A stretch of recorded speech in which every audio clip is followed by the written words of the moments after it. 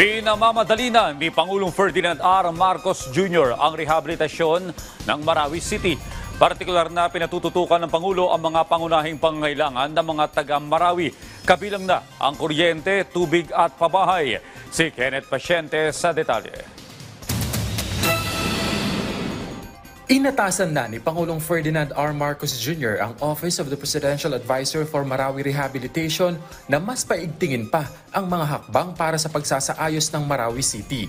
Sa sectoral meeting sa palasyo, partikular na pinatututukan ng Pangulo ang mga pangunahin na pangangailangan. Kasama na rito ang kuryente, tubig at pabahay sa lungsod na malubhang napinsala dahil sa pagsalakay ng Maute Group noong 2017. Ipinunto niya na napakahalaga ng supply ng tubig sa lugar kahit limitado ang supply ng kuryente. Ipinaliwanag naman ng OPAMR na nagkaroon lang ng delay sa pagpapatupad ng bulk water supply project ng Local Water Utilities Administration dahil sa legalidad nito. Tinutugunan na ito ng pamahalaan at nangako na rin ng LWUA na tatapusin ang proyekto bago matapos ang taon.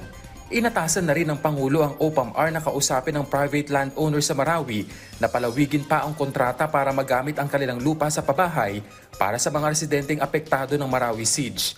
Nagpaso na kasi ang kontrata ng mga ito sa nakaraang administrasyon. Nakapaloob sa kontrata ang kasunduan na gagamitin muna ang private land sa loob ng 5 taon habang itinatayo ang mga permanenteng tirahan ng mga residente. Inatasan din ng punong ehekutibo ang Department of Energy na ipagbigay alam sa mga concerned agency ang tungkol sa mga nakabinbing energy projects.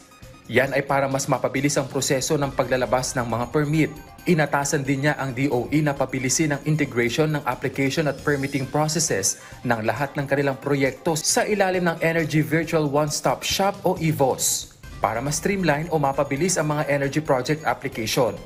Ayon sa PCO, nasa 56 energy-related processes mula sa 103 ang na-integrate na sa EVOS mula nang i-roll out ang proyekto noong 2020. Kenneth Pasyente para sa Pambansang TV sa Bagong Pilipinas.